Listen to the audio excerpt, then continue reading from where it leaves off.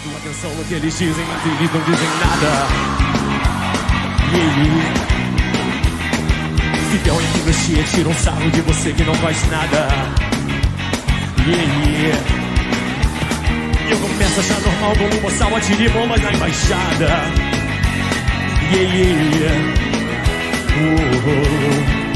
Se tudo passa, talvez você passe por aqui e me faça esquecer tudo que eu fiz. Se tudo passa, talvez você passe por aqui e me faça esquecer. Simbora! Toda forma de poder é uma forma de morrer por nada. Toda forma de conduta se transforma numa luta armada. A história se repete, mas a força dessa história é uma vontade.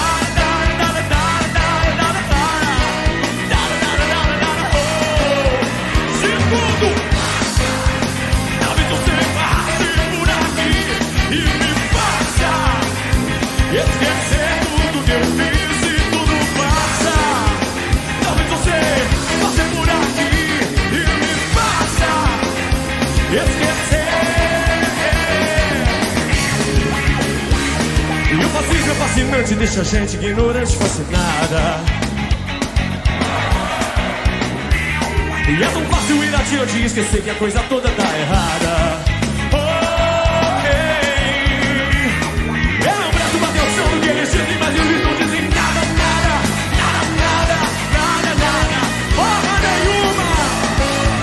De tudo, talvez você passe por aqui e me faça esquecer tudo que eu fiz e tudo passa. Talvez você passe por aqui e me faça esquecer.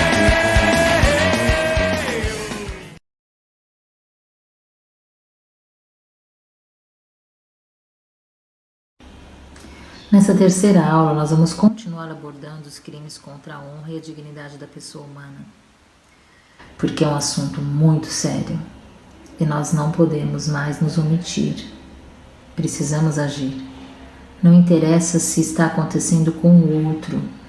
Eu tenho que ter a escuta. Se o outro me procura para me informar que foi vítima de um crime nesse porte, eu não posso ficar omisso, porque omissão é consentimento. Omissão é conveniência e não dá mais para ser omisso em nada. E se você está sendo vítima de discriminação, de preconceito, independente do local, quer seja na sua casa, quer seja no seu trabalho, quer seja na sua faculdade ou na sua escola, não deixe isso passar. Faça alguma coisa. Não deixe passar mais. Então nós vamos aprender o que fazer, como fazer e quem procurar. Tá bom? Eu conto com a reflexão de vocês, conto com o auxílio para que isso não seja mais banalizado e para que vocês tenham o certo grau e correto grau de importância. E se você pratica isso com alguém, que você cesse. Ainda dá tempo de se regenerar, ainda dá tempo de consertar o erro que você está cometendo ou que vem cometendo. Tá bom? Eu conto com vocês. Dos crimes contra a honra. Calúnia. Artigo 138 do Código Penal. Caluniar alguém imputando-lhe falsamente fato definido como crime. Pena, detenção de 6 meses a 2 anos e multa. Conceito. A calúnia é a falsa imputação a alguém de fato tipificado como crime.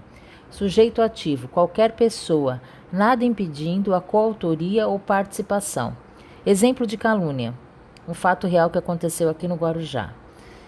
Fabiane foi acusada de utilizar crianças em rituais de magia negra, bem como foi acusada por moradores de raptar crianças do bairro e matar. Ou seja, o primeiro delito nesse caso foi a calúnia. Imputaram a Fabiane um crime que ela não cometeu. Ela não raptou nenhuma criança e nem praticou magia negra. Assim, imputar autoria a crime falsamente é calúnia, e imputar delito a outrem também é calúnia. Delito que eu me refiro aqui é a prática de magia negra. Poderia ser uma agressão, poderia ser também uma ameaça, qualquer tipo de delito, entendeu? Só para exemplificar para vocês. Infelizmente, a consequência dessa calúnia foi o linchamento da Fabiane e sua morte. Vamos ver o vídeo.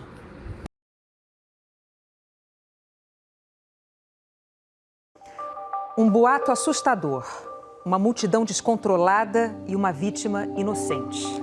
Fantástico mostra agora a sequência de mentiras e mal-entendidos que levaram à morte violenta da dona de casa Fabiane Maria de Jesus, linchada no Guarujá, litoral de São Paulo. Uma mulher simples, religiosa, mãe de 2 filhas. A reportagem é de Rodrigo Vaz, Valmir Salaro e Marcel Mendonça.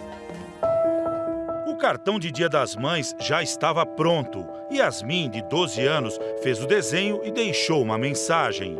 Mãe, eu te amo. Feliz Dia das Mães. A mãe, a dona de casa, Fabiane Maria de Jesus, encontrou o bilhete na sexta-feira, 2 de maio, e escreveu uma resposta. Eu sempre te amei e nunca deixarei você. Por nada. Princesa, te amo. Fábio, sua mãe. Foi a última carta escrita pela mãe para a menina. Fabiane foi linchada no dia 13 em Guarujá, litoral de São Paulo. O crime chocou o país.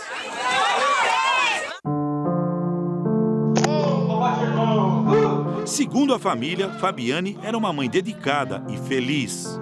Nesses vídeos caseiros gravados este ano, ela aparece cuidando da filha mais nova, uma bebê de apenas 1 ano.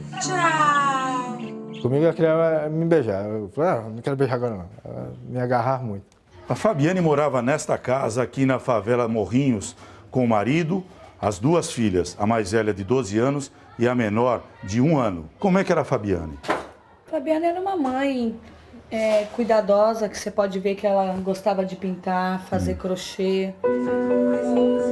Em casa, ela cuidava das 2 filhas e também dos 3 netos da cunhada. Para a sogra, uma nora exemplar. Só ficava nós 2 aqui. E toda a vida ela foi minha companheira. O estopim que levou à morte violenta de Fabiane veio da internet. Pela rede, surgiu uma série de boatos sobre uma mulher que estaria sequestrando crianças para usá-las em magia negra. A publicação de maior repercussão apareceu no dia 25 de abril, em uma rede social na página Guarujá Alerta. Horas depois, uma nova publicação. Você divulgou o quê? Você divulgou um retrato falado? Sim. E depois? Apaguei horas depois. Por que você apagou? Porque logo depois ficamos sabendo que se tratava apenas de um boato. Pouco mais de uma semana depois, Fabiane foi morta. Segundo os suspeitos que a polícia prendeu, ela foi confundida com a mulher do retrato falado. Foi esse boato aí que postaram aí na internet aí. O retrato postado na página, na verdade, é relativo a um crime cometido em 2012, na zona norte do Rio de Janeiro. Uma mulher teria atacado uma dona de casa com um canivete e tentado roubar o bebê de seus braços. Segundo o pai da criança, o ataque aconteceu na rua da casa da família. E quando chegou lá naquela esquina lá, bem na virada mesmo, a mulher agarrou ela por trás e a golpeou com a faca. Agarrou minha filha e voltou correndo. Este homem foi quem impediu o sequestro e o único que viu a criminosa frente a frente. Segundo ele, Fabiane não parece nada com a sequestradora. Nada a ver, totalmente diferente. Cor, cabelos, rosto. Em Guarujá, Fabiane e a família moravam em uma região pobre, conhecida como Morrinhos 1. Morrinhos 1 e 2 são áreas urbanizadas e asfaltadas. Morrinhos 3 e 4 ficam em uma parte bem mais perigosa, dominada pela violência e pelo tráfico. Segundo a família, Fabiane tinha um transtorno mental e tomava remédios que às vezes a deixavam desorientada. Transtorno bipolar. Ela era uma mulher agressiva? Não, nunca. Ela podia ter o distúrbio dela, a única coisa que ela queria é ir pra rua. Ela pegava a bicicleta ou ia a pé mesmo e andar. No dia do linchamento, sábado 3 de maio, Fabiane saiu de casa de bicicleta e foi até a igreja São João Batista, em Morrinhos 2. Ela queria buscar sua Bíblia, que tinha esquecido no local. Depois, segundo a família, iria para a casa de uma prima, em Morrinhos 3. De acordo com a investigação da polícia, nesse caminho ela foi abordada por um grupo grande de pessoas. Um grupo de moradores revoltado agarrou a moça, amarrou e ela em seguida foi espancada. Seu corpo foi arrastado por essa passarela até aqui. E aqui ela foi encontrada por policiais militares em estado muito grave. As imagens feitas por celular mostram dezenas de pessoas ao redor de Fabiane. Algumas delas afirmam que ela era a mulher do retrato falado. É a mesma cara mesmo, né? Outros moradores se opõem à agressão. Não faz isso não! Meu Deus do céu. Mataram ela? Alguns vizinhos ligaram para a polícia militar pedindo ajuda para resgatar Fabiane.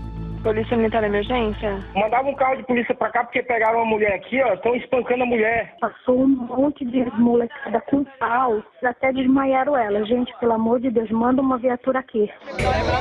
Mas não adiantou.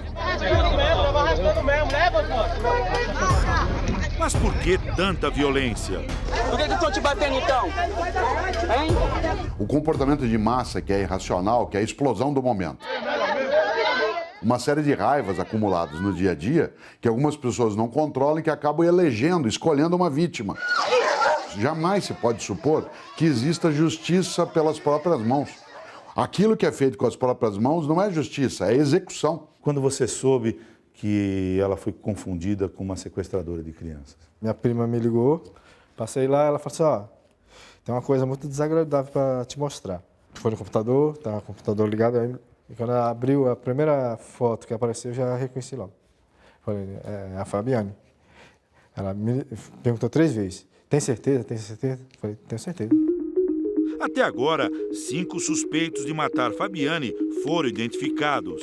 4 já estão presos. Respondem por homicídio duplamente qualificado, não só pelo motivo fútil, como também pela impossibilidade de defesa da vítima. Segundo o delegado, mesmo quem apenas assistiu ao linchamento pode ser punido. Poderão responder pelo crime contra a paz pública. O advogado da família de Fabiane quer punição também para o dono da página que divulgou os boatos. O senhor responsabiliza o dono dessa página da rede social como um dos responsáveis pela morte violenta da Fabiane? Sim, responsabilizo. Se você retirar de toda a relação do fato a postagem, ninguém ia confundir a Fabiane. A gente quer justiça nem 1 milímetro a mais, nem 1 milímetro a menos. O dono da página diz que está colaborando com as investigações. A página está sob os cuidados da delegacia de Guarujá, o perfil, a senha, tudo está nas mãos do delegado para que possa ser verificado todas as postagens já feitas e se tem ou não alguma participação do meu cliente. Você se sente responsável pela morte da Fabiane? Não, não me sinto. Em nenhum momento eu incitei ninguém à violência. A mãe de Fabiane aceitou dar entrevista, mas emocionada não conseguiu. E a sua vida daqui para frente, como é que vai ser? Vai ser a batalha agora. Sentir a saudade dela aqui para frente, né? Vou ter que suportar a perda e segurar a onda com minhas filhas, né?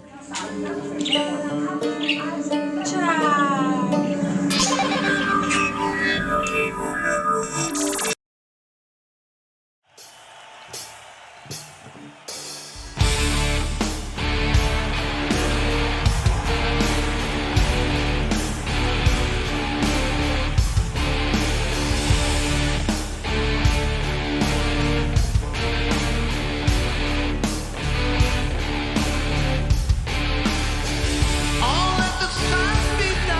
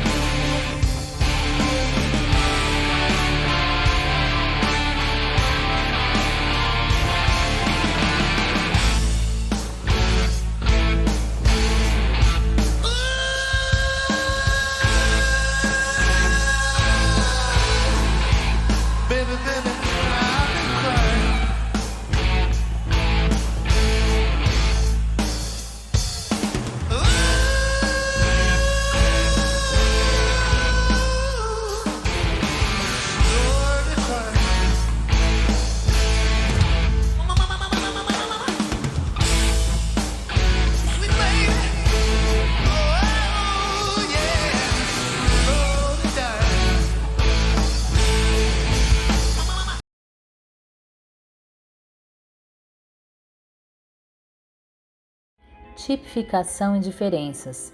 Na narração da conduta típica, a lei penal aduz expressamente a imputação falsa de um fato definido como crime. Assim, podemos indicar os 3 pontos principais que diferenciam a calúnia com relação às demais infrações penais contra a honra, a saber, o primeiro é a imputação de um fato. O segundo, esse fato imputado à vítima deve obrigatoriamente ser falso. O terceiro, além de falso, o fato deve ser definido como crime. Isto é, deve o fato estar descrito no Código Penal. Não há necessidade de o agente indicar qual crime, mas apenas de narrar um fato que configure crime com todas as circunstâncias da infração. Se, por exemplo, um indivíduo diz que o outro é anotador de jogo de bicho, não se trata de calúnia, pois o fato imputado não é crime, mas sim contravenção penal. Tratando-se apenas, portanto, de difamação, o que seria atribuir a outrem conduta ou fato desabonador. O que é um fato desabonador? Algo que atinge a honra da pessoa, que atinge a estima, ok? Assim, deve a imputação se consubstanciar em fato determinado, ou seja, deve haver a descrição de um acontecimento concreto, onde o mesmo deve ser especificado. Não basta a afirmação genérica. Um exemplo, se eu falo que Luiz é ladrão, o simples fato de eu falar Luiz é ladrão não significa uma calúnia, porque eu não estou especificando um crime que aconteceu. Então, se eu simplesmente falar Luiz é ladrão, eu estou fazendo uma injúria, ok? Contra a pessoa do Luiz. Agora, eu falar quem assaltou o mercado no dia 20 de maio foi o Luiz porque ele é ladrão, aí sim, eu estou imputando um crime, especificando a data e o local onde ele aconteceu. Algo definido como crime no Código Penal. Então, nesse caso, eu tenho a calúnia, ok? Não há crime se o fato for verdadeiro, ou seja, se no caso mencionado da Fabiane, que resultou em sua morte, os fatos baseados nas acusações fossem reais, não haveria crime de calúnia. Se a Fabiane tivesse raptado, tivesse praticado magia negra, não haveria calúnia, tá? É necessário que a existência e a autoria do sujeito passivo, nesse caso a vítima, não seja real para caracterizar o crime. Se for real, não é crime, ok? Outro exemplo, se um morador de um prédio diz, mesmo sabendo que é mentira, que o síndico roubou as 3 últimas cotas condominiais e que as utilizou para realizar obras no seu apartamento, ele está sendo acusado de apropriação indébita, que é um crime, ok? Nesse caso, a calúnia, pois o morador não tem a certeza, não tem nenhuma documentação e está acusando falsamente o síndico, tá? De fato definido como crime. O que é diferente de acusar o síndico de forma genérica, tá? Aí ele está especificando, você roubou as últimas 3 cotas do condomínio. Agora, simplesmente falar, você não administra bem o prédio, você é um responsável, você é um inconsequente, isso não configura calúnia, tá? Isso seria atribuir coisas desabonadoras, coisas que atingem a intimidade a outra pessoa, que seria difamação, ok? Os incapazes civilmente para os atos da vida civil também podem figurar como sujeito passivo nos crimes contra a honra, e pessoas falecidas também. No primeiro caso, o tutor ou o curador do incapaz figurará como sujeito passivo. E no segundo caso, os familiares da pessoa que faleceu poderão interpor ação figurando como sujeito passivo, ok?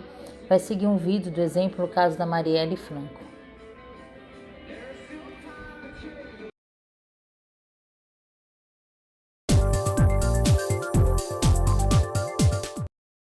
Corte Especial do STJ recebe queixa-crime de calúnia apresentada pela família de Marielle Franco contra a desembargadora do Tribunal de Justiça do Rio. Marília de Castro Neves Vieira afirmou em rede social que a vereadora assassinada estava engajada com bandidos e teria sido eleita com a ajuda de uma facção criminosa.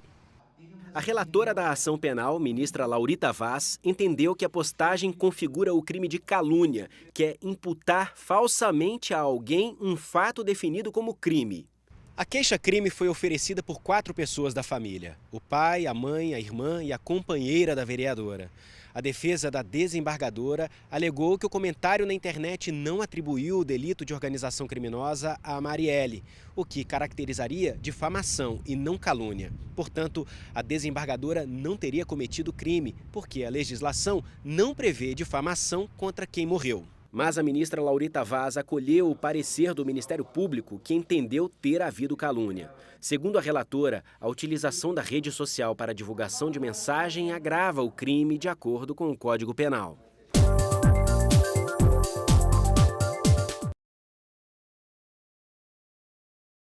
Difamação. Artigo 139. Difamar alguém imputando-lhe fato ofensivo à sua reputação. Pena, detenção de 3 meses a 1 ano e multa. Sujeito ativo, qualquer pessoa. Sujeito passivo, qualquer pessoa, incluindo menores e incapazes. Elemento objetivo, atribuir a alguém um fato desonroso, mas que não seja crime. O fato deve ser determinado. A imputação não precisa ser falsa, pois ainda que verdadeira, constituirá crime, ou seja, ainda que o fato que eu esteja atribuindo a outra pessoa, fato este desonroso, seja verdade, será constituído crime, ok? Difamação é dizer que a pessoa foi a autora de um ato desonroso, ou seja, sair espalhando algo sobre alguém que prejudica a sua reputação. Interessante aqui é que o acusado não precisa estar mentindo. Ele pode ser acusado de difamação, mesmo que seja falando a verdade sobre aquela pessoa. Agora, se será condenado ou não por difamar, vai depender de cada situação, tá? E da forma com que as coisas ocorreram. Tudo isso é analisado. O dano que causou a outra pessoa e todas as circunstâncias são analisadas nesses crimes, né? São coisas bem delicadas. Exemplo, Paula conta no almoço que a fulana trai o marido com todo mundo. Temos uma difamação e exposição perante as outras pessoas que estavam no almoço. Detenção de 3 meses a 1 ano e multa. Tem um detalhe importante, como o crime é ofensa à reputação, mesmo que a Paula comprove a traição da fulana, ela não tem direito de expor a outra pessoa, então ela incorre no crime sim, ok? O que já não acontece, como nós vimos na calúnia. Se eu comprovo a existência do crime, eu não serei processada, ok? Porque o requisito para a configuração da calúnia é imputação falsa, acusar falsamente determinada pessoa de um crime que ela não cometeu, tá? Vamos lá. Então, teve um caso de difamação que ficou famoso e gerou uma boa indenização para um jovem, tá?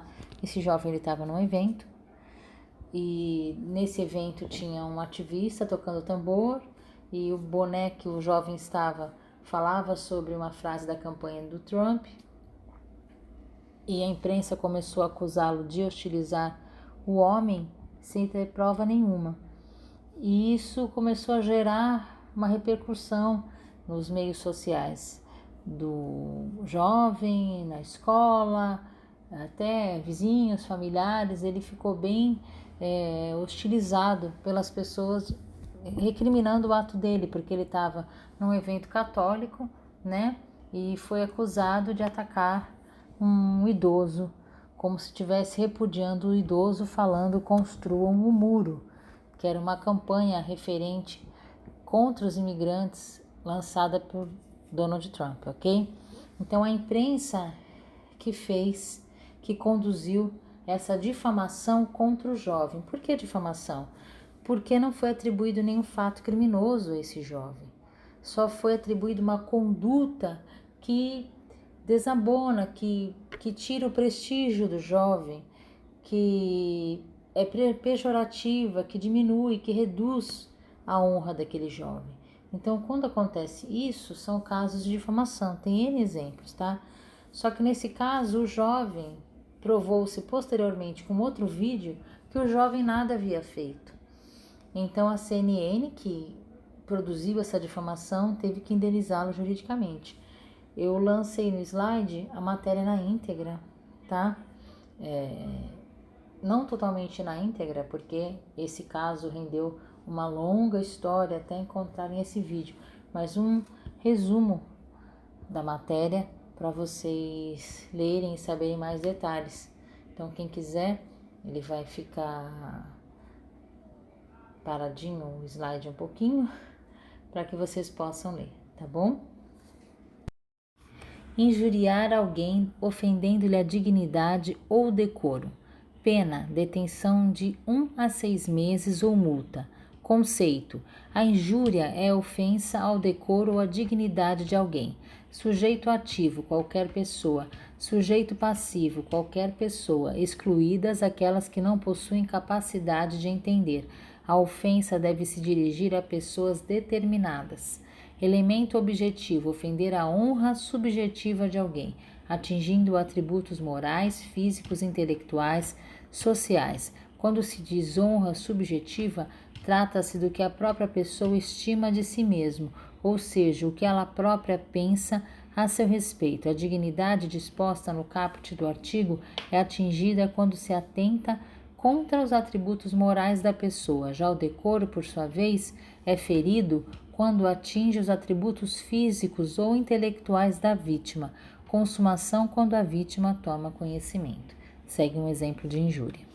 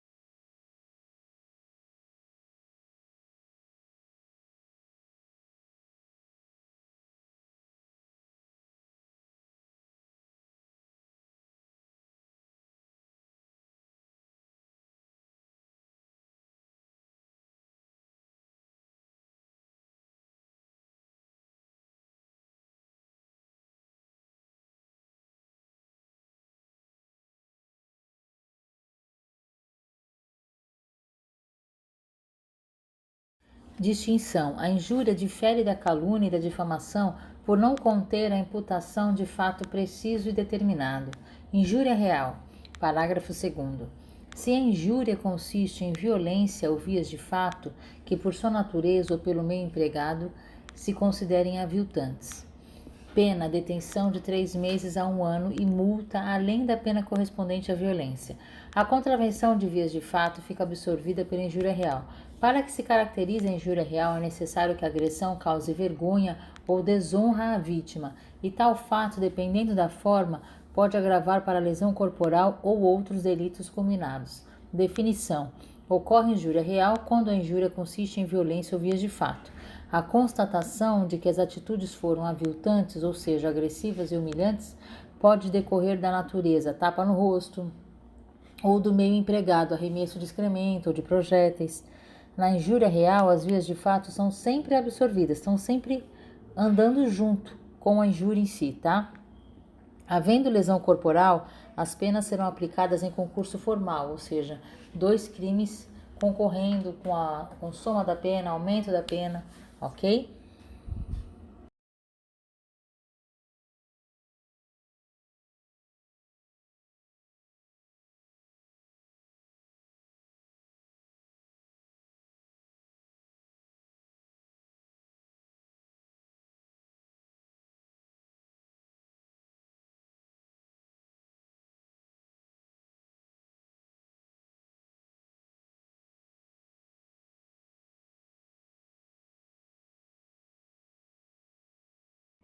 Injúria qualificada pelo preconceito, aplicada nos casos de injúria racial.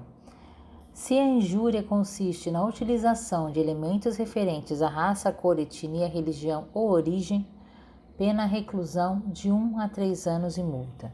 Em todos os crimes contra a honra, há o aumento de 1/3 da pena nos seguintes casos: contra o presidente da República ou contra chefe de governo estrangeiro, contra funcionário público em razão de suas funções, na presença de várias pessoas ou por meio que facilite a divulgação da calúnia, da difamação ou da injúria, contra a pessoa maior de 60 anos ou portadora de deficiência, exceto no caso de injúria.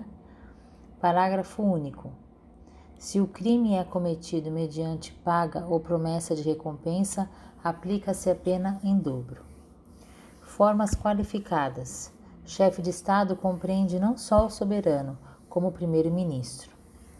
Inciso 2. É indispensável que a ofensa seja cometida por motivo da função pública do ofendido.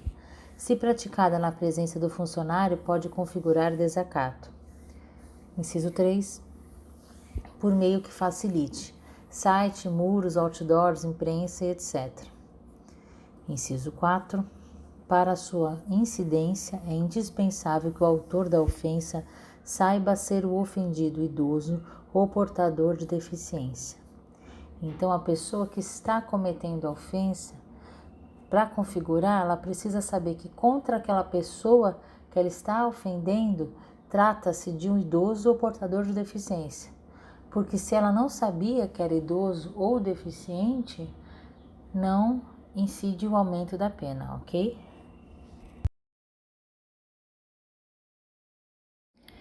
Antes de eu começar a falar da injúria racial e do racismo, quero deixar claro que os exemplos mencionados são mera ilustração, tá? De fatos que ocorrem para vocês fazerem uma ligação e uma referência das diferenças, ok?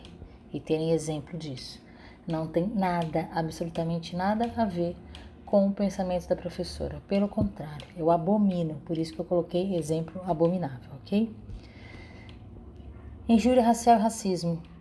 A questão mais debatida no meio jurídico é a distinção entre injúria racial e racismo, onde uma começa e a outra termina. A questão é mais simples do que se pensa, tá? A injúria racial, quando as ofensas de conteúdo discriminatório são empregadas à pessoa ou pessoas determinadas. Um exemplo abominável, tá? Sofia tem cabelo bombril, se acabar a luz na casa da Cristina, não dá para encontrá-la. Eu determinei as pessoas, especifiquei, direcionei, tá? Crime de racismo, constante no artigo 20 da Lei 7.716 de 89. Somente será aplicado quando as ofensas não tenham uma pessoa ou pessoas determinadas, e sim venham a menosprezar determinada raça, cor, etnia, religião ou origem, agredindo um número indeterminado de pessoas. Tem um aspecto geral para a raça em si, não é para uma pessoa específica, tá? Exemplo abominável: negar emprego a judeus numa determinada empresa, colocar, vamos supor, um anúncio de emprego falando vaga de emprego, idade tal, e colocar embaixo. Um exemplo, tá, gente? Exceto judeus, exceto descendente de judeus, exceto descendente de índios, exceto pessoas negras, entendeu? Isso é uma forma de impedir o exercício de um direito, da participação em um processo seletivo em uma empresa, ok? Impedir acesso de índios a determinado estabelecimento, colocar esse estabelecimento não é permitida a entrada de índios, entendeu? Impedir a entrada de negros no shopping, esse estabelecimento não é permitida a entrada de negros. Coisas assim, ok? A raça em si, de uma forma mais genérica. Entre as peculiaridades de cada crime encontram-se as seguintes diferenças. O crime de racismo possui penas superiores ao crime de injúria racial. O crime de racismo é imprescritível e inafiançável, não cabe fiança, tá? Não tem fiança. A pessoa cometeu, cometeu.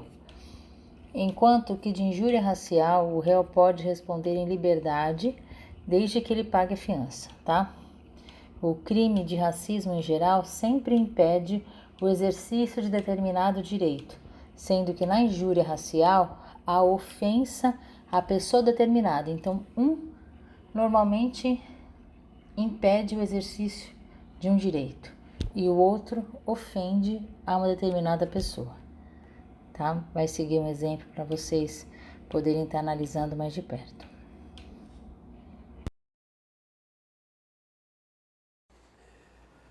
Vou mostrar para você agora a Márcia Paulino. Olha só o que aconteceu. Trabalhadora, uma mulher, tem muitos sonhos e que sabe, para que esses sonhos sejam construídos, ela precisa muitas vezes enfrentar as barreiras.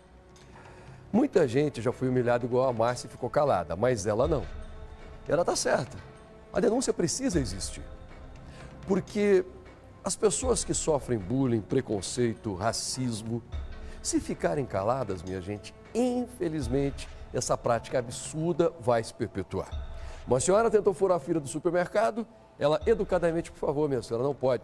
Cala a boca, preta feia. O caso foi parar na delegacia, minha gente. Quem vai contar é a Alexandra Fernandes. Põe na tela. Em pleno século XXI, uma notícia que a gente não gostaria de dar, uma situação de injúria racial que aconteceu com a Márcia neste sábado.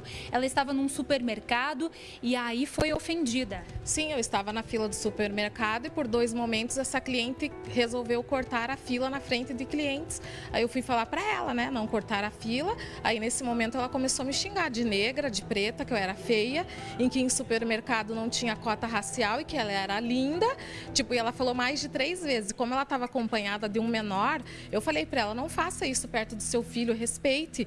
E assim, eu falei por diversas vezes para ela, não estou gritando com você, me respeite. Só estou te dizendo que você não vai passar na minha frente no supermercado. Ela, você é preta, acostumada com cota em faculdade. Indignados com a situação foram os próprios clientes que também estavam na fila que ligaram para a polícia. A pedagoga de 45 anos foi presa em flagrante por injúria racial. Todos os clientes que se sentiram ofendidos com a situação, a falta de respeito dela, dentro do ambiente público, que era um supermercado, e assim, tinha vários clientes na fila. Os clientes vieram ser solidários a mim naquele momento, eu agradeço todo mundo, porque eu acho que assim, pode acontecer com todo mundo, mas a gente não pode deixar essa situação impune de jeito nenhum. A agressora preferiu não conversar com a nossa equipe. Ela pagou fiança e foi liberada. Márcia disse que vai continuar com o processo. A pena prevista para o crime de injúria racial é de 1 a 3 anos de prisão, além de multa. Em certo momento a gente não acredita que aconteça isso, né? Mas assim, a gente precisa passar para mostrar para a sociedade que nós somos iguais perante todo mundo, entende? E assim, o desrespeito com todo mundo que estava no mercado, não só comigo, entende? Porque assim, eu acho que é muito feio você discriminar uma pessoa pelo gênero, pela cor. Nada difere uma pessoa da outra, entende? E assim, mantive a educação com ela a todo momento, mas mesmo assim, ela resolveu me ofender, me xingar. Ok, sou negra sim, mas nada justifica perante todo mundo ela dizer que eu sou feia, que o meu cabelo era feio, que ela iria mesmo assim passar na minha frente na fila do supermercado. E assim, e gritar, né? A educação, eu acho que nesse momento prevalece. Injúria racial nas relações de trabalho. As leis brasileiras e as normas internacionais proíbem ao empregador e a qualquer pessoa a adoção de qualquer prática que implique preconceito ou discriminação em virtude de raça. Nesse sentido, é a orientação expressa na Constituição Federal, artigo 3º, inciso 4º e artigo 5º. A Convenção número 111 da Organização Internacional do Trabalho, OIT, de 1958, ratificada pelo Brasil e promulgada pelo Decreto número 62.150, de 19 de 1 de 1968, estabelece a eliminação de toda discriminação em matéria de emprego, inclusive por motivos de raça.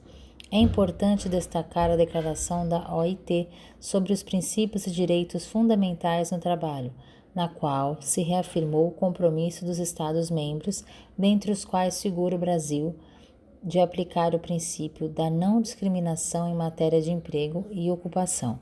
A Constituição Federal de 1988 estabelece no artigo 5º que todos são iguais perante a lei, sem distinção de qualquer natureza. Vamos lá para mais um exemplo abominável. Retirado de um processo, tem aqui o número do processo que eu deixei para vocês verem, tá? Chamar o trabalhador negro de brasa apagada, como ocorreu nesse processo. Ajuizado perante a Vara do Trabalho de Santa Luzia e julgado pelo juiz Antônio Carlos Rodrigues Filho. Nesse caso, a empregadora foi condenada ao pagamento de indenização por danos morais no valor de R$5.000, com responsabilidade subsidiária da empresa tomadora de serviço que se beneficiou da mão de obra do empregado. Vamos lá conversar sobre vários aspectos aqui.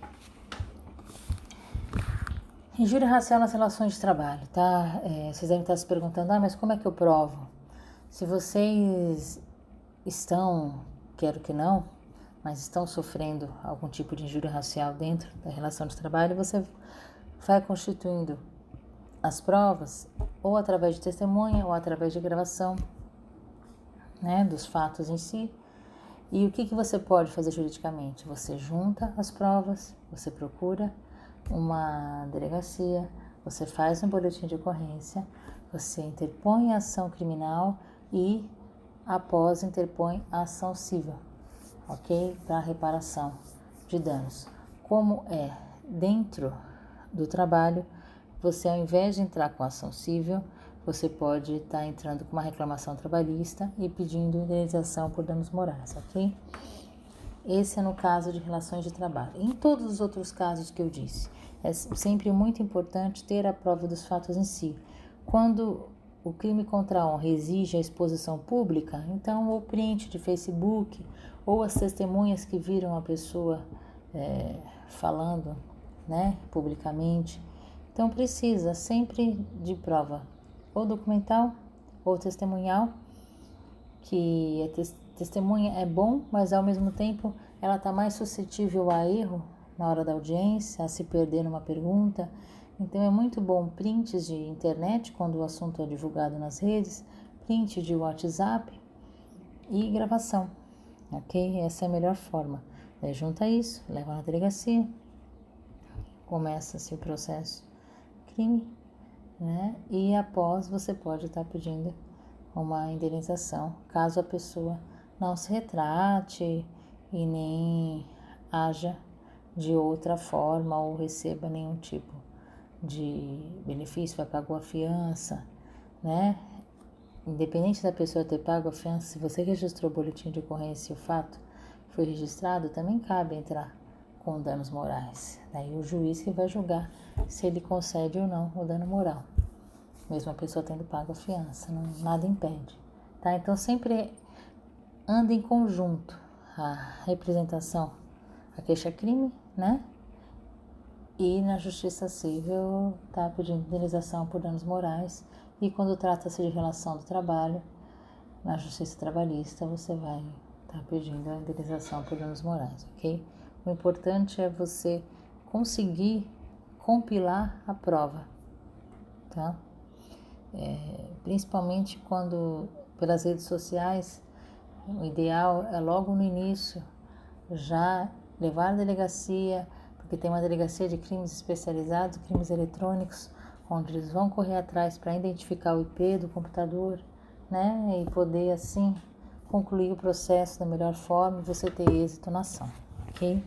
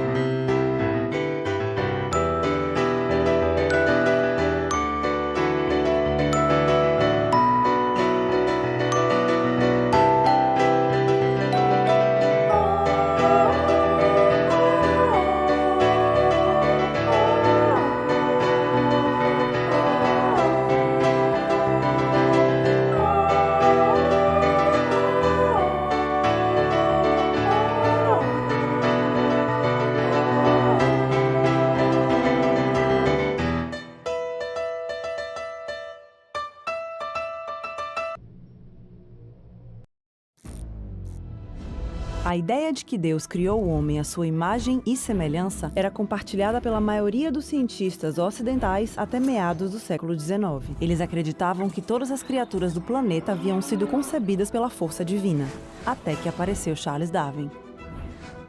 Alguns pesquisadores já falavam de uma evolução das espécies, mas o naturalista britânico foi o primeiro a comprovar e explicar o mecanismo que a torna possível: a seleção natural.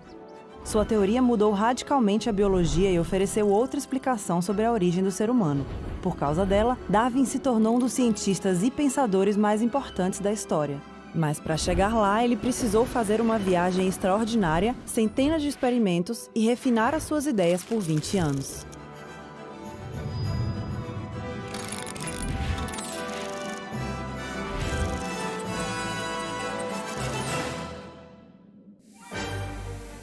Em 1831, Darwin tinha 22 anos e estudava na Universidade de Cambridge, quando foi convidado como naturalista a uma grande expedição. A bordo do HMS Beagle, ele passou quase 5 anos percorrendo vários continentes, a começar pela América do Sul. De lá, ele voltou com dezenas de exemplares vivos, ilustrações e fósseis. Os fósseis deram a ele uma das primeiras pistas sobre a evolução. Por exemplo, ao ver os restos de um milodonte, um animal gigante parecido com a preguiça, ele deduziu que a semelhança não podia ser coincidência. Deveria haver um parentesco com a espécie atual. Quando passou pelas Ilhas Galápagos, Darwin observou espécies como as tartarugas gigantes que viviam em ilhas próximas, mas tinham características físicas únicas em cada ilha. Nas zonas úmidas, onde a vegetação era abundante, as tartarugas tinham um pescoço curto e uma carapaça em forma de cúpula. Já nas ilhas com ambiente árido, elas tinham uma carapaça irregular como uma sela e o pescoço mais longo. Mas como explicar essa diferença? Quando voltou de viagem, Darwin passou algum tempo analisando como, cruzando exemplares de uma espécie, criadores de animais e agricultores produziam novas variedades. A chave para conseguir variedades melhores de plantas e animais era a seleção artificial feita pelo homem. Darwin percebeu que o mundo natural provavelmente fazia o mesmo tipo de seleção, mas não sabia como, até que leu o trabalho de Thomas Robert Malthus, um economista britânico do século XVIII. Em um ensaio sobre demografia, Malthus disse que com o crescimento da Europa, a população aumentaria muito mais do que os alimentos disponíveis. Isso provocaria uma luta pela sobrevivência. Essa ideia ajudou Darwin a explicar o esquema evolutivo. Na natureza, há uma luta pela sobrevivência, mas o que sobrevive não é necessariamente o mais forte, e sim o que melhor se adapta às condições do ambiente em que vive. Se um ser vivo tem uma característica que lhe ajuda a sobreviver, ele vai se reproduzir com mais sucesso. O que não se adaptar, morre sem deixar descendentes. As criaturas com mais sucesso na reprodução passam esses traços adiante, e assim sucessivamente, até que as variações deem origem a uma nova espécie. Por isso, as diferenças entre as tartarugas que Darwin viu nas Galápagos eram produto da evolução. No ambiente árido, as de pescoço longo alcançavam os arbustos para se alimentarem, enquanto as que viviam em local úmido podiam comer grama e se proteger dos predadores, graças ao pescoço curto e à carapaça arredondada. Para Darwin, essas mudanças aconteciam de forma lenta e gradual. As espécies, incluindo o homem, não nasceram de forma independente, elas evoluíram de um ancestral comum. Segundo ele, foi a partir daí que a vida no planeta começou a se diversificar. 20 anos depois de sua viagem no Beagle, Darwin tinha escrito milhares de páginas, mas não havia publicado nenhuma. Ele queria ter provas inquestionáveis, talvez porque soubesse o terremoto que suas ideias iriam causar. Foi então que ele recebeu uma carta de Alfred Russel Wallace, um admirador e colega naturalista que havia chegado à mesma conclusão. A evolução acontecia por seleção natural. Darwin temia que Wallace levasse o mérito pela teoria. Os dois naturalistas concordaram em apresentar uma carta conjunta explicando suas descobertas. Mas no ano seguinte, ao publicar seu livro sobre a origem das espécies, Darwin virou uma celebridade até mesmo fora da comunidade científica, mas não sem antes abalar os alicerces da Grã-Bretanha vitoriana.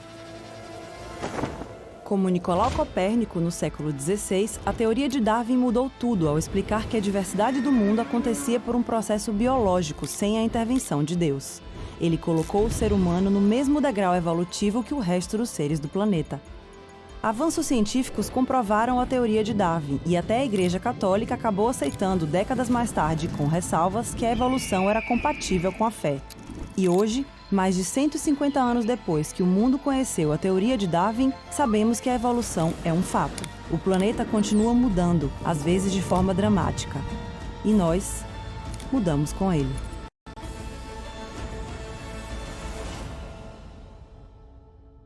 Oi pessoal, espero que vocês tenham gostado desse vídeo. Uma curiosidade, na passagem de Darwin pelo Brasil, ele levou, além de amostras de plantas, uma experiência no Carnaval de Salvador. Ele escreveu no seu diário que foi alvejado pelos foliões que jogavam balões de cera cheios d'água nele e nos seus colegas do navio HMS Beagle. Ele escreveu inclusive que foi difícil manter a dignidade com as roupas molhadas na rua, quem nunca, não é mesmo? Se inscrevam no nosso canal para ver esse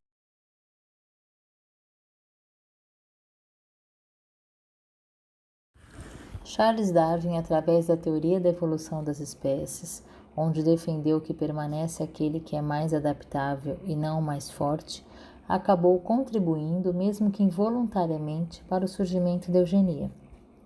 Seus estudos foram utilizados indevidamente para definir uma raça mais evoluída, onde a sociedade concebeu serem os brancos puros, sem qualquer miscigenação. Nós vamos ver a seguir o reflexo disso na nossa sociedade. Deixa eu só dar uma opinião minha sobre essa questão, tá? Veja bem, eu não estou acusando Darwin de praticar eugenia. É que a teoria dele e tudo que ele apresentou sobre a evolução da espécie em si contribuiu para que a eugenia fosse criada. E ao mesmo tempo houve uma inércia. Criou-se uma teoria evolutiva e depois, quando começou a ter aspectos negativos sobre essa teoria, nessa criação dessa raça pura, sem miscigenação, faltou o debate, faltou a questão de não, mas minha teoria não está relacionada a isso. Minha teoria não tem nada a ver com isso. Então, assim, houve muita omissão na época e loucuras foram criadas a partir disso, a ponto de ter maior valor dentro da sociedade, pessoas com cabelo loiro e olho claro, né? Criavam grupos para que apenas pessoas com cabelo loiro e olho claro e sem nenhum tipo de miscigenação na descendência, fizessem parte para se conhecer, para gerar famílias, etc. Assim, coisas absurdas que foram feitas e vocês vão acompanhar no vídeo. E eu quero dizer que eu sei que esse tema é complicado, não sei se todos viram na escola ou na faculdade de forma clara, porque tudo que é ruim, de uma certa forma, foi abafada pelos professores de história, eu não sei qual a razão.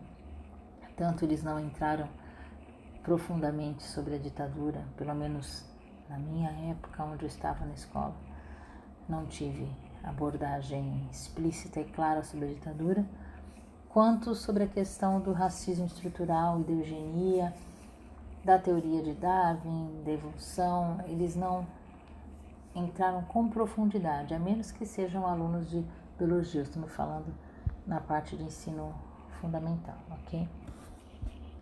Então acompanhem o vídeo. Eu quero dizer para vocês que eu vou estar aberta para tirar dúvidas, para debater esse tema. Eu sei que é uma coisa que gera debate. Inclusive, muitos falam que através da teoria da evolução de Darwin é comprovado que Deus não existe, que as espécies evoluíram por si só, não teve nada de criou o homem e a mulher, como é defendido pela Bíblia. Então gera uma série de debates. Eu estou aqui à disposição para conversar com vocês sobre qualquer coisa, tá bom? Então vamos lá.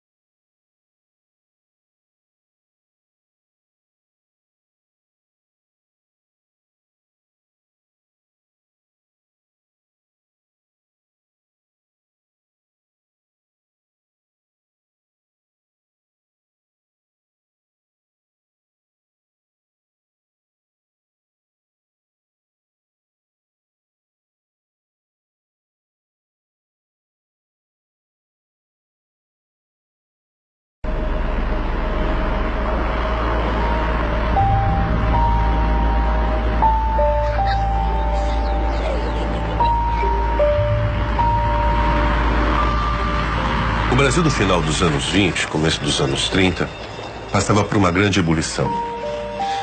Esse período é o mais racista da nossa história. Pouco mais de 40 anos, o Brasil tinha abolido a escravidão. Fomos a última nação do Ocidente a fazer isso. E também fomos o país que mais importou escravos no mundo. Foram pouco mais de 4 milhões ao longo de 3 séculos. Em 1888, com a abolição, não houve qualquer política de integração social. Essa população, agora liberta, continuava excluída.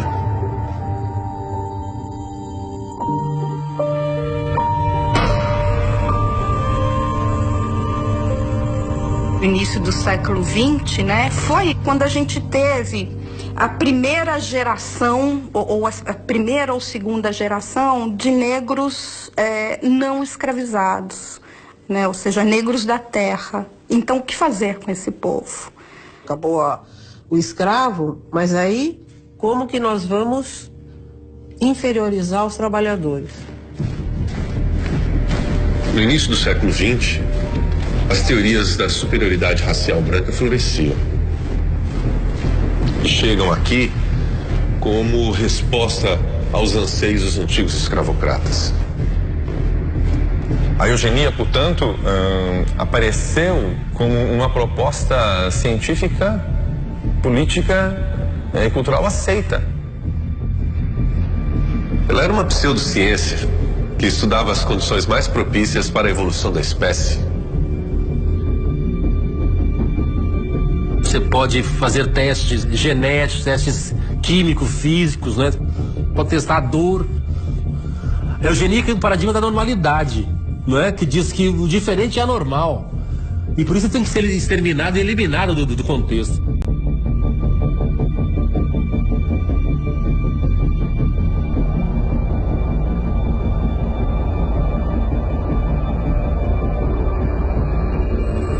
As teorias eugenistas estavam tão impregnadas na sociedade que foram incluídas no texto da Constituição de 34, que definia como responsabilidade do Estado brasileiro fomentar a educação eugênica.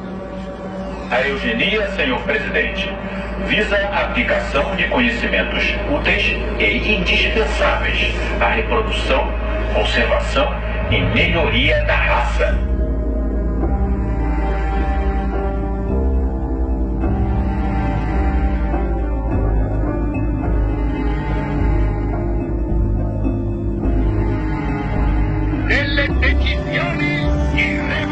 Nós temos uma época de eclosão de mobilizações de direita.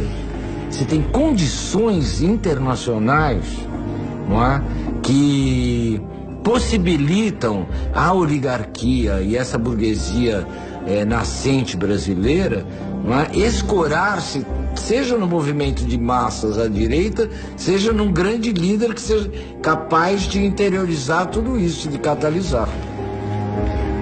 O presidente Getúlio Vargas, que ficou no poder entre 1930 e 45, flertou com os regimes fascistas da Europa. Tinha acordos econômicos com a Alemanha. Nós tivemos um partido nazista brasileiro com dezenas de milhares de membros. O segundo maior partido nazista fora da Alemanha.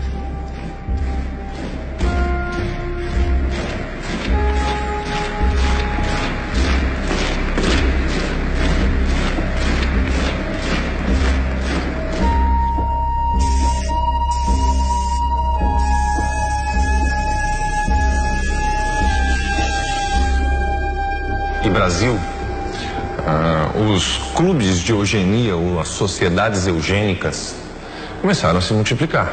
Promoveram congressos, encontros, simpósios, competições ou concursos. A campanha pela defesa da raça vem sendo desenvolvida em todo o território nacional com o mesmo entusiasmo patriótico e a mesma orientação científica. As crianças que sistematicamente venciam esses concursos tinham características definidas pelos eugenistas como sendo características superiores, mais evoluídas. Dentre elas, a brancura. A menina Miriam Martins Peri, que conquistou o primeiro lugar, utiliza logo o seu prêmio. Naquele período, o racismo se espalhava em muitos segmentos da sociedade brasileira. A primeira grande empresa que vem para o Brasil é a Light, que tinha motorneiros negros que conduziam os bondes. Só que eles não podiam aparecer nas fotografias e nem nas comemorações. Então, quando tinha visita, né, dos presidentes, dos homens de Estado, ele era retirado do bonde porque ele não poderia aparecer nas fotografias. É tudo higiene. Precisava higienizar o povo brasileiro. É um período crucial e que tem repercussão até hoje. O teu cabelo não é da mulata, porque é mulata na cor. Mas como a cor não é da mulata, mulata eu quero teu amor. Fala galera, sou eu, AD Júnior, mais uma vez. Seja super bem-vindo ao meu canal e hoje a gente vai falar sobre a eugenia e o movimento eugênico no Brasil. Vamos falar por que o Brasil não é uma democracia racial e de onde vem isso? De onde vem o racismo estrutural do nosso país? Tá preparado? Não vai ser um vídeo pequeno, mas eu espero que você possa se empoderar depois desse vídeo e entender um pouquinho mais como se deram essas políticas no nosso país. Vamos lá? Afinal, o que foi o movimento eugênico? Muitas pessoas perguntaram, mas aonde que foi que começou o racismo no Brasil ou no mundo? Na verdade é complicado fazer esse tipo de afirmação, mas eu me arriscaria a dizer que pela primeira vez que o homem colocou povos árabes e negros como os povos que seriam permitidos a serem subjugados pela escravidão foi em 1452 com a bula papal chamada Dum Diversas. O rei de Portugal, Afonso V, apelou ao Papa Nicolau V que desse sua bênção e suporte, além da autoridade moral da Igreja, para continuar a sua busca por novos territórios e o combate aos infiéis mouros. Essa bula estabelecia a seguinte premissa: nós damos, portanto, a Vossa Excelência, o Rei de Portugal e Espanha, pelo presente documento, com nossa autoridade apostólica, total e livre permissão para invadir, caçar, capturar e subjugar pagãos ou qualquer outro não crente inimigo de Cristo, seja quem for, assim como seu reino, condado, ducado, principado e outras propriedades, a fim de reduzi-los à servidão perpétua. Dum Diversas, 18 de junho de 1452. Forte, não é verdade? Essa bula seria reescrita com o passar dos anos, mas é nela que começaremos a nossa história. O capítulo mais terrível da humanidade queria durar mais de 400 anos para ser quebrado da forma colonial como conhecemos na história. Os negros não eram cristãos, assim como os muçulmanos e outros povos, mas no caso do negro, haviam muitos reinos grandes, mas as sociedades africanas eram de fato vistas com maus olhos pela igreja, que desejava junto a outros países controlar mentes e territórios. E como a África e o Oriente Médio estavam muito mais perto da Europa por questões geográficas, se desenvolve ali, através dos séculos, um mercado e um ciclo vicioso de guerras e disputas de poder. E é nesse momento que o negro acaba entrando em desvantagem em relação aos europeus. Mas sobre isso, você pode encontrar no meu outro vídeo no qual eu estou falando somente sobre esse assunto. Voltando agora aqui, mas como chegamos à escravidão que gerou o racismo atual? De onde vêm as ideias que são repetidas nas bocas de pessoas nos últimos séculos, principalmente no século XIX e XX? De onde vem o que, se vocês me permitem chamar aqui, trataremos de racismo clássico, onde o negro é menor que outras raças, menos inteligente, menos desenvolvido e que só gosta de batucar e casar com mulher branca, por exemplo. Bom, senta aí que eu já explico pra você. Essa história começa lá nos anos em que Charles Darwin fazia sua pesquisa sobre a teoria da evolução. Um primo de Charles Darwin acreditava que, assim como os animais evoluem e se encaixam no reino dos animais separados por espécies em uma cadeia fotossintética, assim eram os homens também, separados por grupos distintos com diferentes sociedades em processos diferentes de evolução. Isso era não somente uma teoria, mas acabou virando também uma ciência, isso mesmo, a ciência da eugenia. O termo eugenia foi cunhado por Francis Galton e que significa bem-nascido. Galton definiu eugenia como o estudo dos agentes sobre o controle social que podem melhorar ou empobrecer as qualidades das futuras gerações, seja física ou mentalmente. O tema era bastante controverso lá, particularmente após o surgimento da eugenia nazista, que veio a ser parte fundamental da ideologia da pureza racial, a qual culminou no Holocausto alemão. Essas ideias alemãs sobre a eugenia, sobre uma raça mais pura que a outra, vieram do Ensaio sobre as Desigualdades das Raças Humanas, de Arthur de Gobineau, que foi publicado em 1854. Mas aqui é importante lembrar que o Gobineau influencia tanto o nazismo alemão quanto as políticas raciais brasileiras. Ambas beberam diretamente da mesma fonte. O Arthur de Gobineau foi um diplomata e escritor francês e, acima de tudo, um filósofo e importante teórico do racismo científico no século XIX. É no século XIX que o movimento eugênico se espalha pela Europa e pelos Estados Unidos e principalmente tinha o objetivo de estudar os mais diferentes grupos e encontrar o seu encaixe na sociedade. Bom, já no final do século XIX, essa era a chamada dos povos europeus em relação aos mais diferentes grupos étnicos, e o Brasil participou desse debate calorosamente e foi um dos países que seguiu várias, se não quase todas, as regras estabelecidas por uma sociedade racialmente dividida pela ordem natural das coisas. Arthur de Gobineau assumiu o posto da missão francesa na corte de Dom Pedro II e os dois conversavam muito, mas concordavam muito pouco, porque o racismo científico estava em alta e o Gobineau era o centro disso, né? E ele deixou escrito o que ele achava do Brasil e conseguiu vários simpatizantes em terras brasileiras, incluindo José de Alencar, o grande autor brasileiro. Ele não conseguiu ver com bons olhos nenhum aspecto da sociedade brasileira, a não ser os seus encontros com Dom Pedro II. Eu vou fazer uma pausa. Ele achava que Dom Pedro II era o único grande exemplar da raça ariana por ser descendente direto da família Habsburgo pela mãe Leopoldina e, portanto, ele era alto, dos olhos azuis, bonito e representava realmente o que o imperador devia ser. Para ele, o Brasil não tinha futuro. Era um país marcado pela presença de raças que julgavam inferiores e a mistura racial daria origem a mestiços e pardos degenerados e estéreis. Essa característica já teria selado a sorte do país. A degeneração levaria ao desaparecimento da população. A única saída para os brasileiros seria, portanto, o incentivo à imigração das raças europeias consideradas superiores. Voilà! Temos aí as primeiras políticas de incentivo à imigração somente de europeus brancos para clarear o Brasil. Com o final da escravidão, chega também o fim da monarquia, um leva o fim do outro. E a pergunta agora era: o que faremos com um Brasil tão negro e o que faremos com esses negros?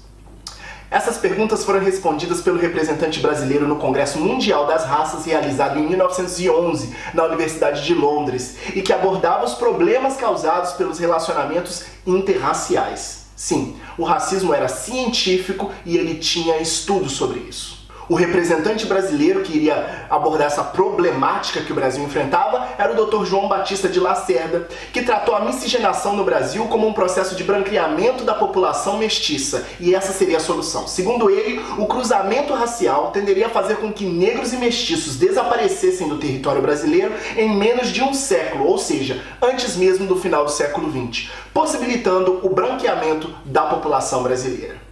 Em sua compreensão, esse processo deveria ocorrer por 3 motivos principais. Em primeiro lugar, os mulatos procurariam sempre encontrar parceiros que pudessem trazer de volta seus descendentes para o tipo branco puro, removendo assim os aspectos característicos da raça negra, inclusive o atavismo. Além disso, a crescente entrada de imigrantes europeus no país, somada aos problemas sociais e o abandono que os negros foram obrigados a enfrentar desde a abolição, traziam a perspectiva futura de uma nação inteiramente branca.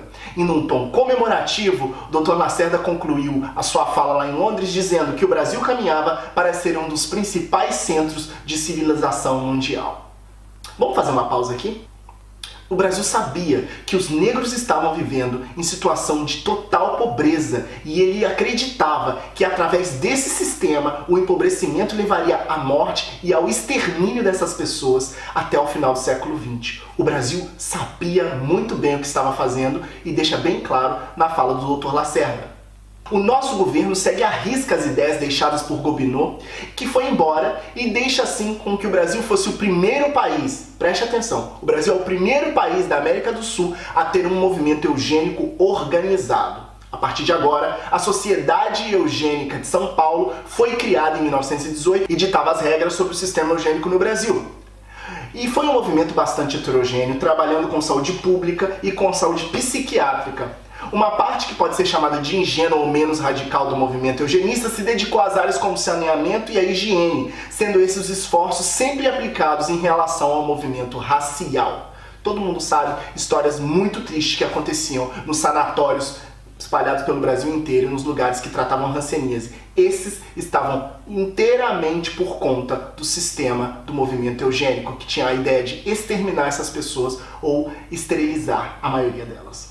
Em 1931 foi criada a Comissão Central Brasileira de Eugenia, a CCBE, presidida por Renato Ferraz-Keller, reunindo personalidades de destaque no debate das questões eugênicas no país, como Hernani Lopes, o presidente da Liga Brasileira de Higiene Mental, Salvador de Toledo Pisa Júnior, Otávio Domingues, que são renomados cientistas da questão da eugenia brasileira, além de Belisário Pena, diretor-geral do Departamento Nacional de Saúde Pública, e Gustavo Lessa, assistente do mesmo departamento.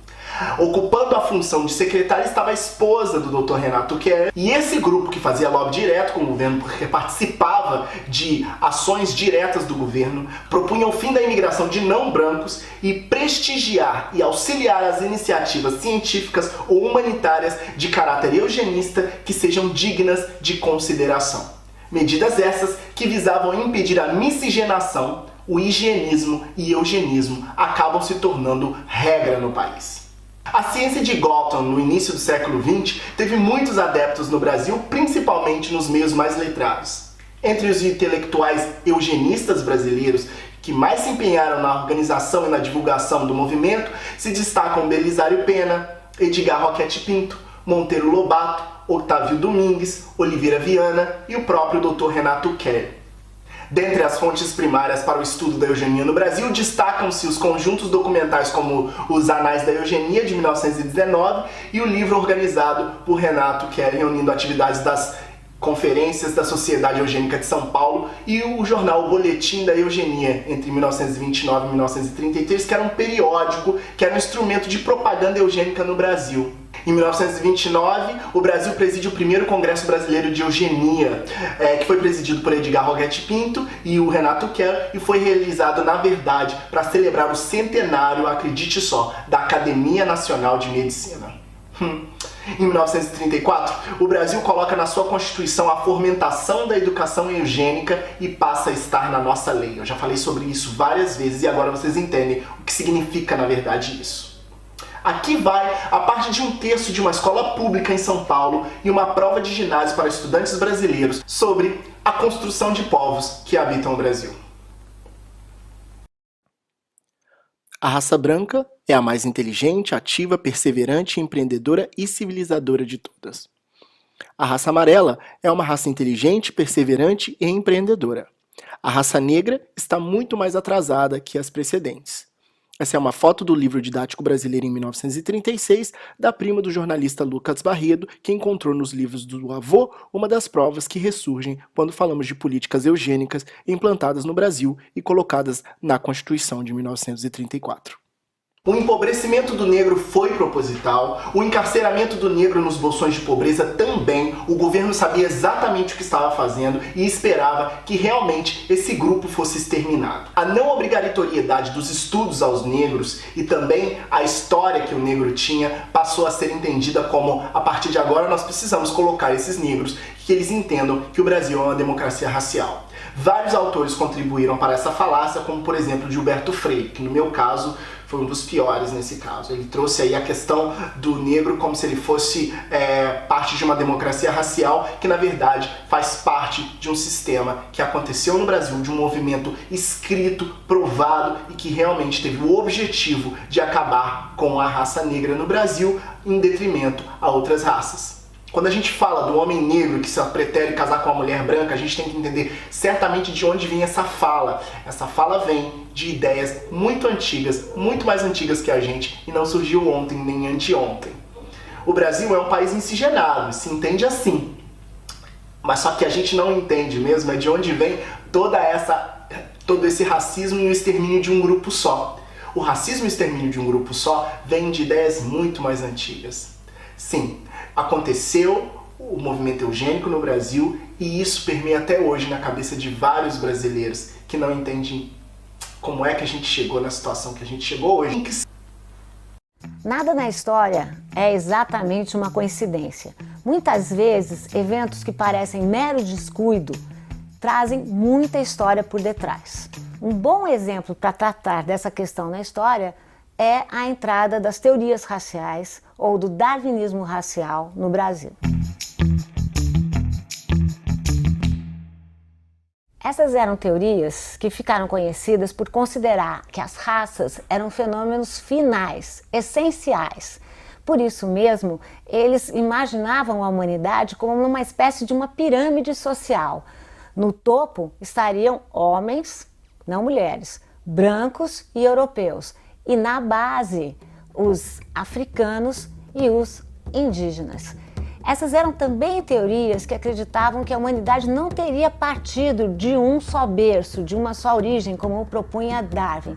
Eles acreditavam que as raças eram tão distintas que elas teriam surgido em vários lugares do mundo. Para teóricos como Gobineau na França, Nina Rodrigues no Brasil, pior do que as raças puras era a mistura, a mestiçagem.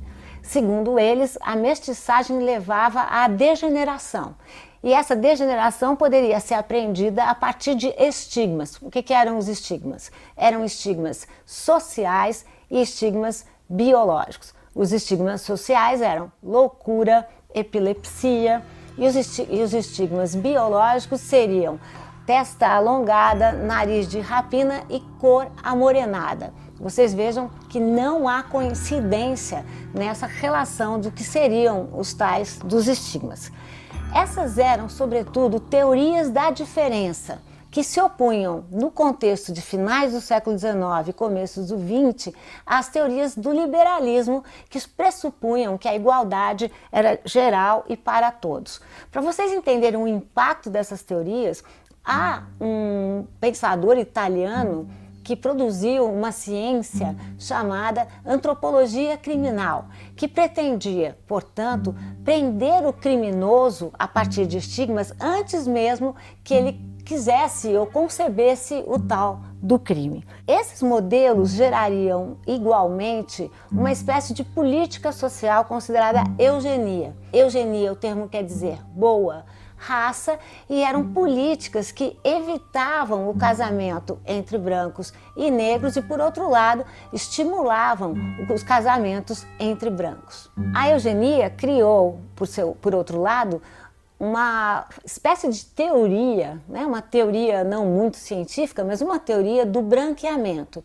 Essa teoria ficou tão famosa que em 1911, João Batista Lacerda, que então atuava como diretor do Museu Nacional, é convidado como representante brasileiro para participar do Congresso Universal das Raças, que se realizou em Londres em 1911.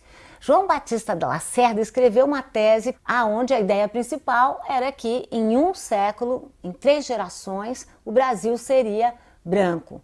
Para, de alguma maneira, confirmar a sua tese, ele incluiu uma pintura de um pintor de origem espanhola, mas que dava aula já na Academia de Belas Artes no Brasil, que se chama Brocós, que tem uma tela cujo nome é A Redenção de Cã. Nessa tela, nós vemos do lado esquerdo uma avó, provavelmente, muito negra, que ergue as mãos como se estivesse ocorrendo uma espécie de um milagre. No seu lado oposto, do lado direito, nós vemos a figura de um homem branco, provavelmente um português, por causa das suas roupas, do chinelão. O homem branco dá as costas para sua casa, enquanto que a avó negra dá as costas para uma palmeira, como se existisse uma batalha entre a civilização e a barbárie. Por outro lado, o homem branco pisa num chão pavimentado e a avó negra está descalça e pisa num chão de terra.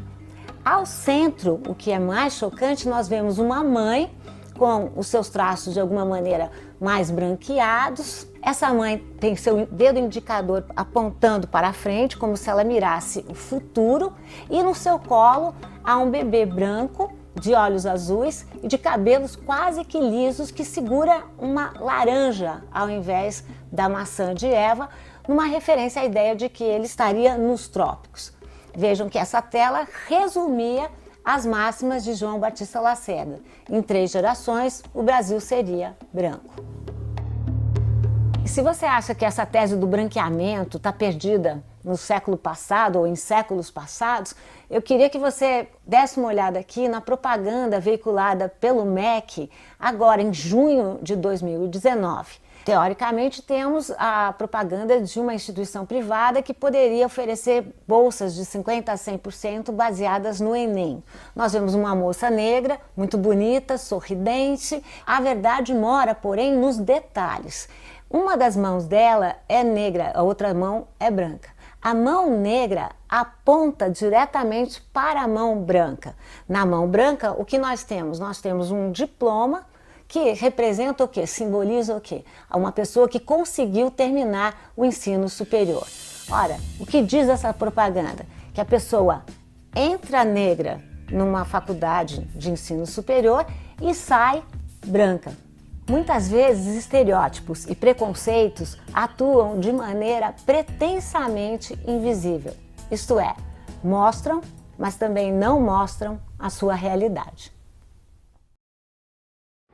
Diante do vídeo, resta claro que, infelizmente, a ciência foi utilizada de forma inadequada para basear a disseminação do racismo na sociedade, o que motivou o Holocausto e grandes atrocidades. Porque o que acontece? Toda essa questão científica da teoria da evolução serviu como base, como justificativa para a disseminação do racismo, o que é algo inadmissível, né? Além do objetivo de trazer para vocês um contexto histórico latente, que alimentou desigualdades sociais que subsistem até o presente momento, tem o intuito de demonstrar o grande estrago que os atos deturpados cometidos pelo homem e aqueles que ainda são praticados na sociedade em si não podem mais ocorrer. E o quão é fundamental o exercício de levar o pensamento ao senso comum, o que seria melhor para o contexto social que nos cerca, começando pelo nosso núcleo familiar, antes de praticar cada ato, pois tudo que é feito gera indução a outrem, efeito e consequência. Nossos atos sempre serão exemplos a alguém de alguma coisa. Quero que vocês tenham isso em mente. Que todos os nossos atos a gente está induzindo alguém, está sugestionando algo, está influenciando de alguma forma. E também estamos gerando os efeitos e consequências, então temos que pensar sobre os nossos atos. Nós não podemos simplesmente agir no nosso cotidiano por impulso, tá? O senso comum que Kant fala tem que ser praticado para que ocorra a ética, para que ocorra o bem-estar social. Isso é muito importante.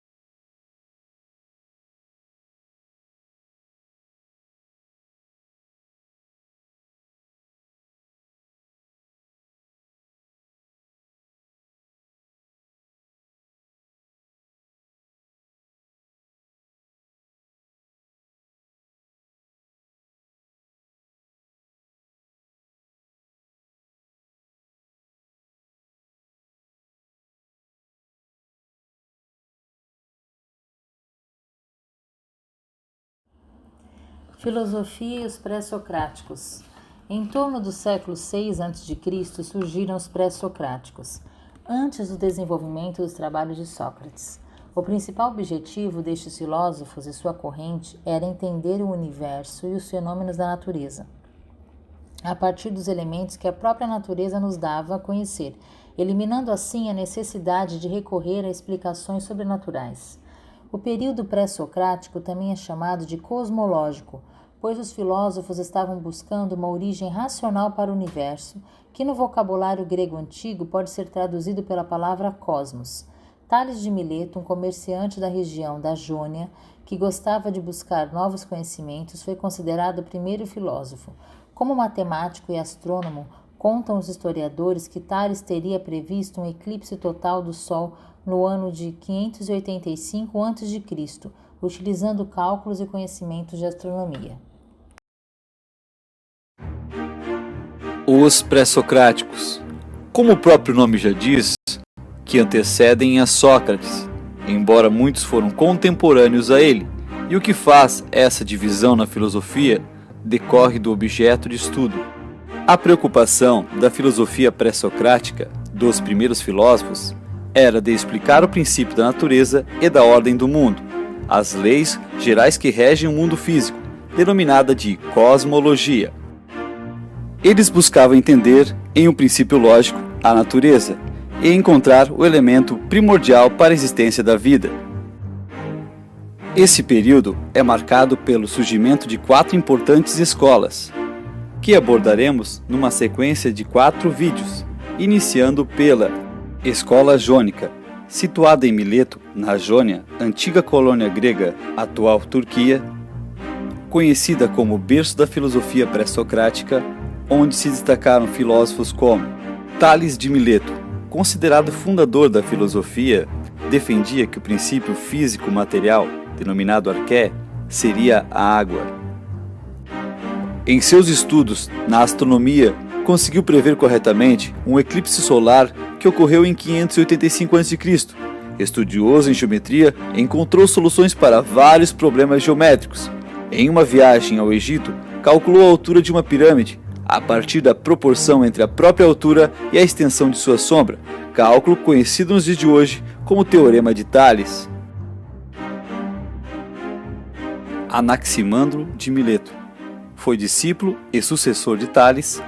Acreditava que o princípio, a arqué, era o infinito, o indeterminado, considerado fundador da astronomia grega.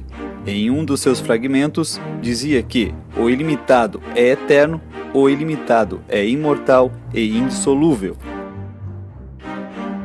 Anaximenes de Mileto foi discípulo de Anaximandro. Discordou de seu mestre, pois acreditava que o elemento básico, que origina e mantém todas as coisas juntas, seria o ar.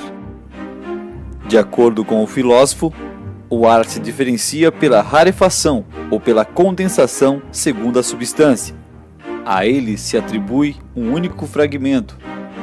Como nossa alma, que é ar, nos governa e sustém, assim também o sopro e o ar abraçam o cosmos. Heráclito de Éfeso. Ele acreditava que o fogo dominava o movimento dos seres e era responsável pela constante transformação. Dizia que tudo foi feito pelo fogo e tudo se dissipará pelo fogo. Afirmava que o movimento determina toda a harmonia do mundo. Segundo ele, um homem não poderia banhar-se 2 vezes no mesmo rio. Pela constante passagem das águas, o rio não seria o mesmo, e o homem também não. Isso significa que nós e nossas circunstâncias estamos sempre mudando, sempre evoluindo, sempre em movimento. Portanto, nada se repete. Eis um resumo da Escola Jônica e seus principais expoentes. O estudo dos pré-socráticos é indispensável e obrigatório à sua introdução à filosofia. Inscreva-se, acompanhe a sequência das escolas pré-socráticas.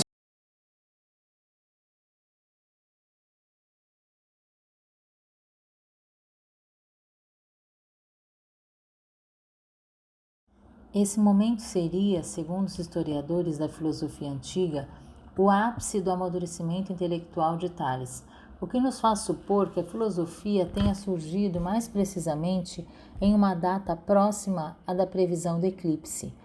Tales observou a natureza e supôs que o princípio de tudo estaria contido nela própria. A sua análise foi motivada pela falta de coerência das mitologias, ao tentarem explicar o surgimento de tudo, com histórias fantasiosas que envolviam deuses e titãs. Anteriormente, as ideias de Tales, a base de princípios sociais, vinha da mitologia e dos fenômenos naturais. O que acontecia? Como não havia o estudo do pensamento, nem o estudo da formação do pensamento e para que ele seria necessário dentro da sociedade, então as pessoas elas viviam totalmente despadronizadas, porque querendo ou não, estudando o pensamento, nós criamos um padrão para a sociedade. Então as pessoas viviam fora desse contexto de padrão, respeitando a natureza, se baseando no que ocorria com a natureza e se baseando na mitologia para ter a constituição do que seria certo e errado dentro das práticas sociais, mas não havia um padrão, não haviam regras de convivência em si, regras determinantes para a sociedade. Então, há muitas críticas sobre as padronizações em si. Dizem que se não houvesse a criação da filosofia, não seria criado o padrão, né? Se não houvesse a criação da definição do que é o pensamento e a sua constituição, não haveria um padrão. Se não houvesse Sócrates, não haveria padrões de beleza, porque ele começou a definir o que era o belo, né? Artisticamente e poeticamente começou a definir o belo. E o que é o belo em si, né?